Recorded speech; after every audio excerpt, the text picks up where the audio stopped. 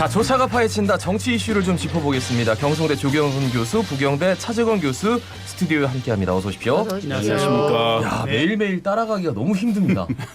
네, 진짜 요즘은 진짜 그렇죠.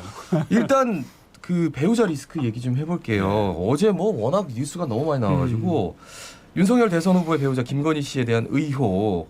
김건희 씨가 지난 2007년 수원여대 교수 초빙 지원서 허위 경력 써냈다 해가지고 그리고 수상 경력 부풀렸다. 이후에 이제 결혼 전에 내가 어떻게 아느냐 했는데 결혼 후에 2013년 안양대에 이제 교수를 지원하면서도 또 허위 경력을 썼다.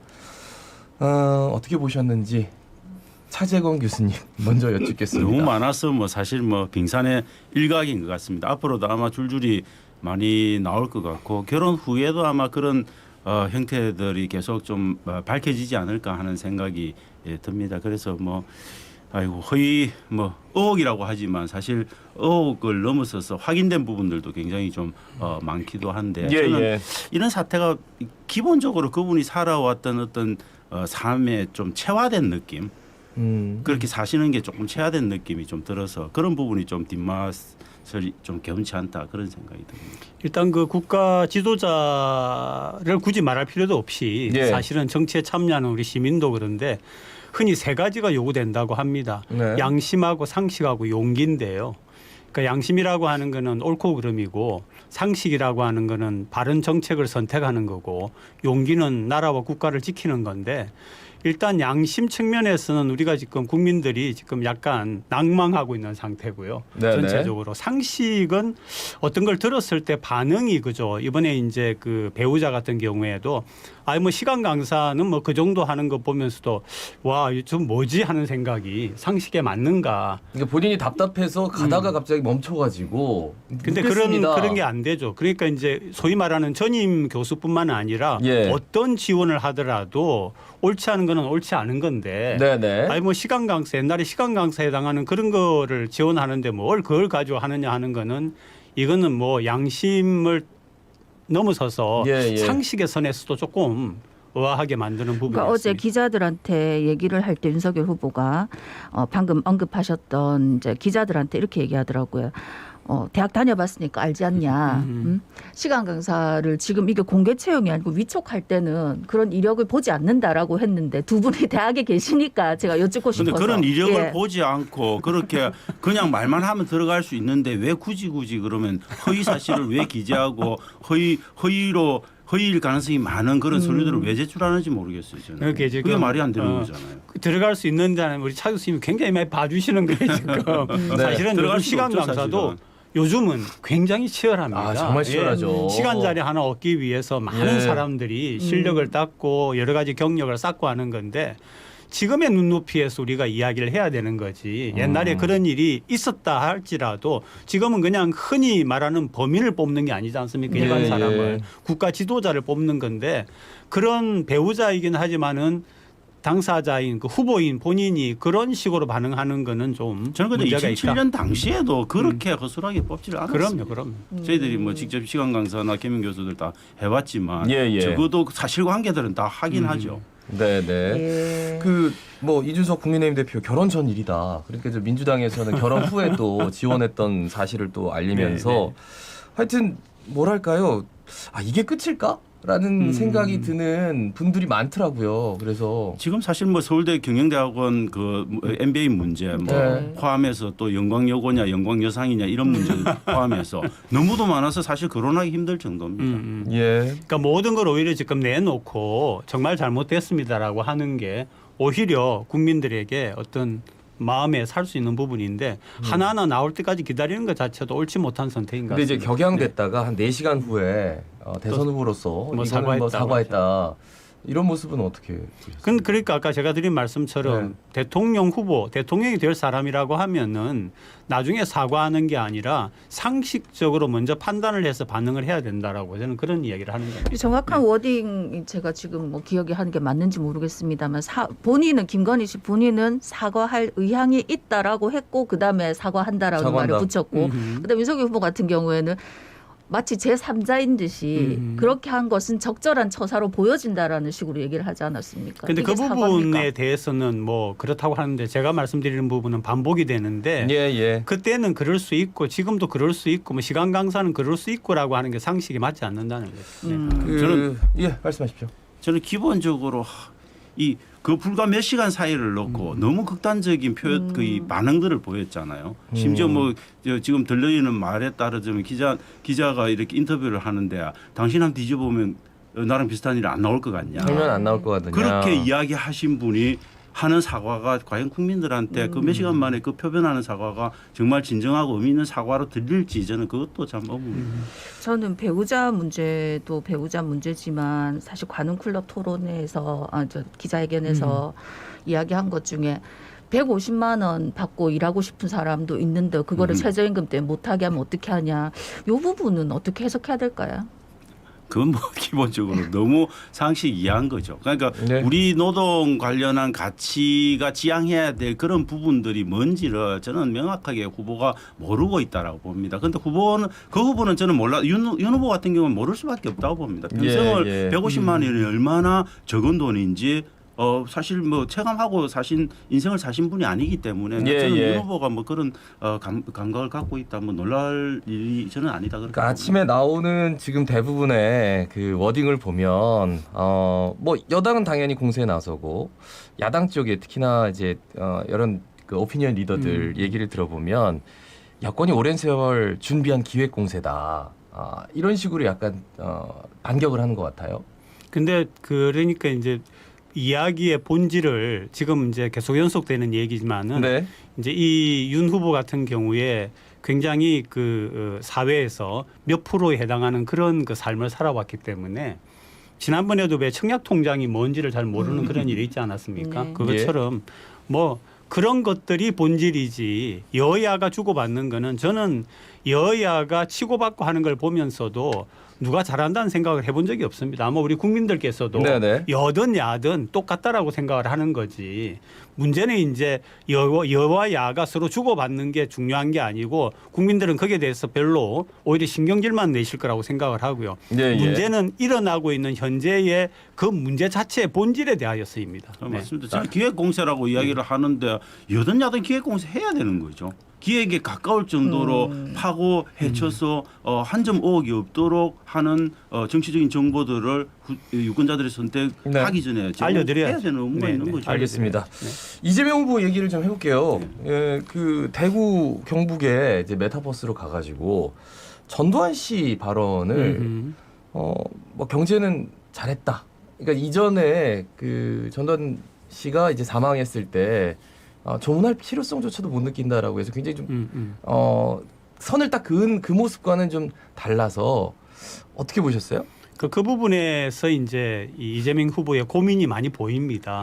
그러니까 확실하게 차이를 내어가지고 특히 이제 경북 대구 같은 경우에는 본인의 고향이 있는 곳 아닙니까? 거기에서 표를 얻을 가능성이 있는데 그 정치공학적으로 생각할 때에 박정희 전두환 대통령이 그곳의 출신이기 때문에 그분들의 공과에 대하여서 특히 공에 대하여서 짚고 가면은 표가 되지 않겠느냐는 그런 계산에서 나온 발언이라고 생각을 하고요. 결국 선거라고 하는 건 이겨야 되기 때문에 나오는 정치공학적인 선택이었다 그렇게 생각을 합니다. 저는 그다음에 이제 그 맥락 발언의 맥락들을 쭉 보시면은 우리가 강조점을 앞에 두느냐 뒤에 두느냐에 따라서 사실 다르다고 봅니다. 제가 볼 때 이재명 후보가 이야기했던 강조점은 사실 뒤에 있는 거죠. 이분이 이런 면에서 일정한 성과를 거뒀다 하더라도 결국 이분은 본질적으로 우리가 받아들일 수 없는 분이다라고 하는 것들을 강조했는데 이제 사실 언론에서는 앞부분에 강점을 둬버리면 그렇게 또 들리기도 하는데 저는 일반적인 상식적으로 저희들이 생각 50시대 때는 정말 경제 살기 좋았다 이런 말들을 많이 하지 않습니까? 왜냐하면 그때는 그 당시의 경제적인 상황 여건들이 그렇게 만들었던 부분들을 갖고 우리가 평가하는 부분들도 있거든요. 그런데 이건 일반인이 갖고 있는 그런 상식적 수준의 말을 그냥 저는 담지 않았나 하는 그런 생각이 듭니다. 그러니까 이제 그 시대에 이제 살아왔던 사람들의 얘기가 경제가 잘 됐다라고 하는 거는 당시에 이제 그 대통령 했던 사람이 잘했으라기보다도 사람을 잘 썼다라고 말을 많이 하죠. 예, 예. 그때 이제 경제를 담당했던 분들이 능력이 탁월했다. 이를테면 김재익 수석 같은 분들이 잘했다. 뭐 이런 얘기를 하는 거죠. 예. 그 시대에는 정제가 잘 될 수밖에 없는 세계적인 그러니까 상황이었습니다. 삼조의 시대였기 때문에. 삼조 호황이다. 네. 예, 거기에 맞춰가지고 뭐 네. 그 얘기도 했습니다. 네. 예. 네. 부동산 얘기 좀 해볼게요. 부동산 관련 세금 문제 관련해 가지고 양도세 중과 이거 유예하고 다주택자 그리고 종부세까지 한번 건드리는 것까지 고려한다. 이렇게 해가지고 지금 청와대도 당장 다주택자 양도세 이거 중과 부담 완화하는 거 반대 입장을 내놨거든요. 네. 이게 당청 간의 그 갈등이다.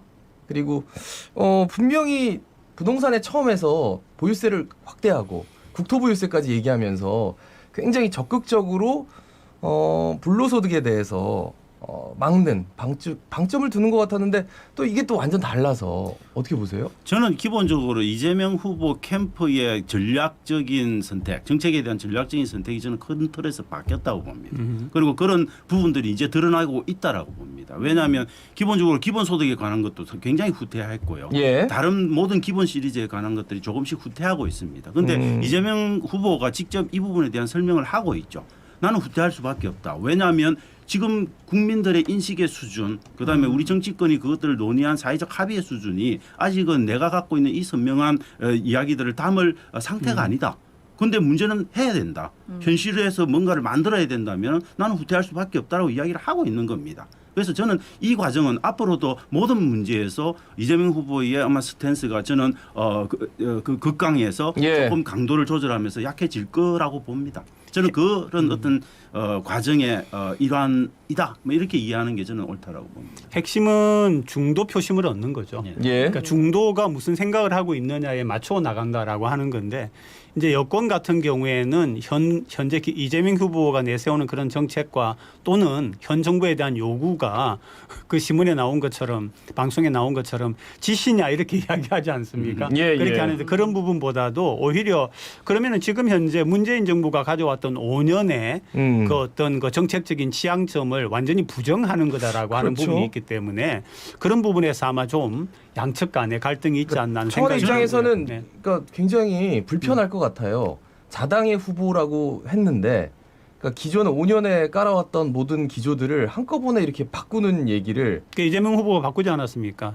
나의 저는 민주당이라고. 저는 기본적으로 이재명 후보의 그 전략적 선택에 고민이 있다라고 고민이 봅니다. 있죠. 왜냐하면 지금 이렇게 정권 교체론이 굉장히 강한 상태에서 예. 문재인 정부가 지금 사실 문재인 대통령에 대한 지지도가 40%에서 왔다 갔다 하고 있는데 예. 이런 지지도 속에서라도 차별화를 하지 않으면 제가 볼 때는 좀 이 정권 교체론을 뚫고 나가기 어렵다. 저는 이 판단 속에서 어떻게든 차별화할 수 있는 포인트들을 잡아내기 위한 노력들을 저는 하고 있고 그런 과정들이 저는 조금씩 비춰지고 있는 부분이다. 그렇게 이해하는 게 맞지 않느냐. 그리고 특히 부동산 부분에 있어서는 예. 철저하게 저는 차별화된 전략과 차별화된 정책들을 끄집어내고 말할 필요는 저는 이재명 후보의 관점에서는 있다라고 봅니다. 그러니까 이게 또 하나 이제 숨어 있는 변수가 예. 현 정부가 굉장히 잘해왔다라고 생각했던 것 중에 하나가 K 방역 아니었습니까? 네네. 그렇죠?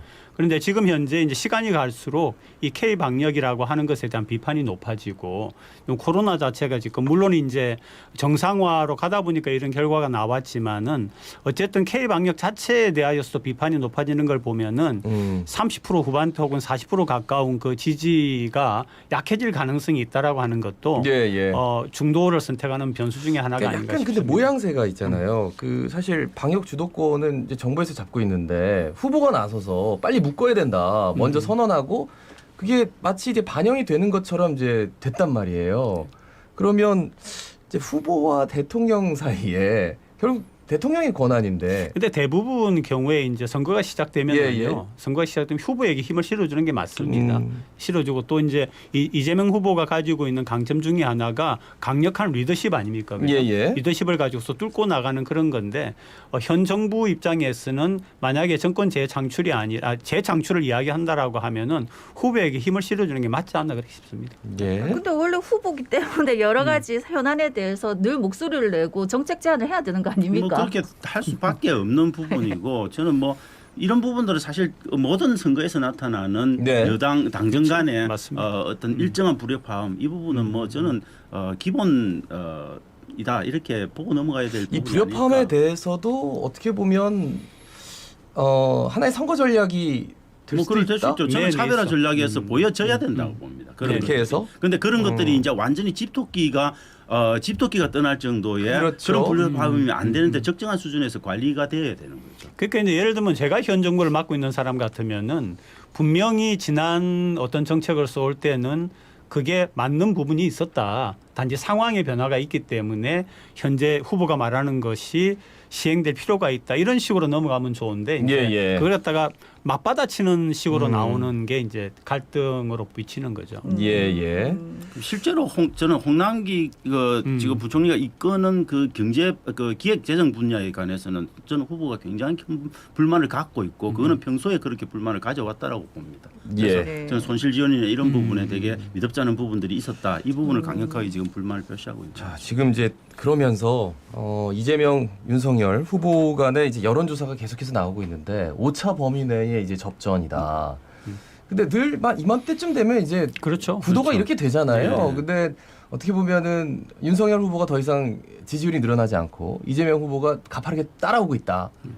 일단 이렇게 평가가 되고 있습니다. 예, 저는 근데 이제 이재명 후보는 아직도 저는 여력은 좀 있다라고 봅니다. 왜냐하면 이재명 후보는 집토끼가 완벽하게 저는 이렇게 결집되어 있지 않은 상태다. 윤석열 후보도 일정하게 그런 부분이 있는데 네네. 저는 이제 이 붙었다는 것보다도 중요한 건 어떤 방식으로 붙었는가. 그 내부의 세대별 지지 의 패턴 변화 이걸 저는 굉장히 볼 필요가 있는데 이번 쿠키뉴스 의뢰한 그 조사의 결과에도 보면 20대와 30대의 변화, 특히 20대의 어떤 표심의 변화 이런 것들이 조금 읽혀지고 있고 다른 여론조사들에서도 그렇게 20대, 2030 세대의 어떤 표심 변화들이 조금 읽혀지고 있는 부분 이런 것들이 저는 윤석열 후보 입장에서는 저는 굉장히 아픈 부분이고 이 부분을 넘겨버리면은 저는 윤석열 후보 캠프에 굉장히 심각한 좀 타격을 줄 가능성이 있다 이렇게 봅니다. 예. 지금 이제 조금 더 두고 봐야 되는 게 호남 같은 경우에 이재명 후보가 받는 지지율이 50%를 확 넘어서지를 못하고 있죠 지금. 이제 그런 부분이 하나 있고 부산 같은 경우에도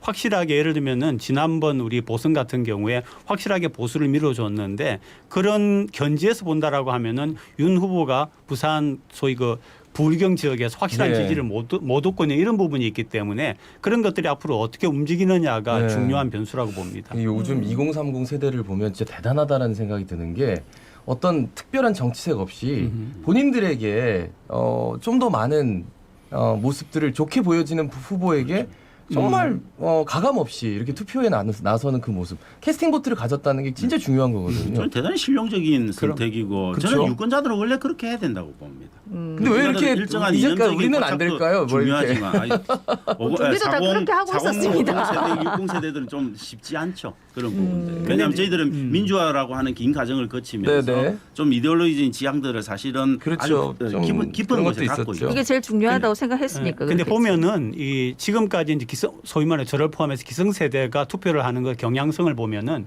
정책을 막 꼼꼼하게 따지기보다도 이념 지향점에 투표가 많은 게 사실입니다. 내가 예를 들면은 내가 보수 쪽에 서 있으면은 그 진보 쪽에서 말하는 정책을 아예 듣지를 않죠. 마찬가지가 이제 거꾸로도 그렇고. 그런데 현재 2030 같은 경우는 분명하게 우리가 이야기하던 생활 정치로 넘어와 있습니다.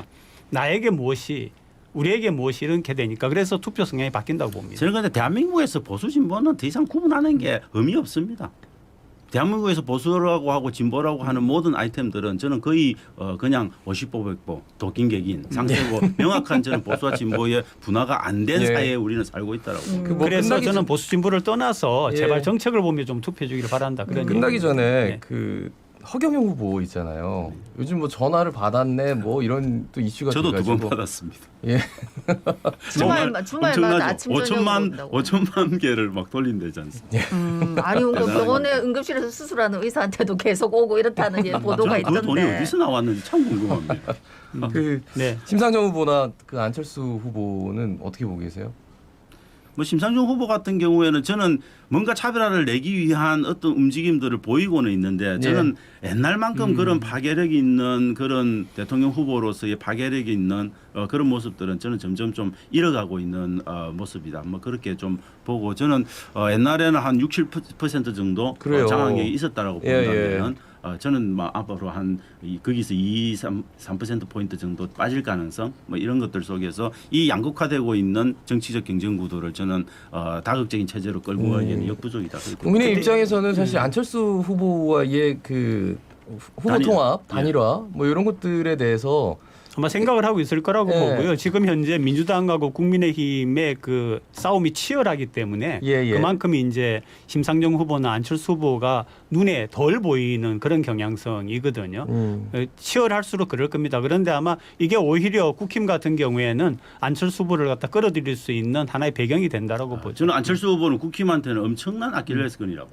오히려? 예, 저는 왜냐하면 국힘에 지금 윤석열 그다음에 총괄선대위원장 김종인 그다음에 이준석이 지금 사실 동삼삼몽을 갖고 얼기설기 얽혀 있는데 저는 단일화 협상 과정에 어떤 스탠스를 취하느냐에 따라서 이게 정말 사분오열될 가능성이 있어서 저는 굉장히 중요한 아킬레스건이 될 오히려 악재가 될 수도 있다. 예, 저는 굉장히 악재가 될 가능성도 있더라고요. 근데 아마 중간이나 그렇게는 들어올 것 같지는 않고요. 나중에 이제 선거 막판에 가서는 어떤 변수가 있을 거라고 봅니다. 알겠습니다. 오늘 말씀 여기까지 듣죠.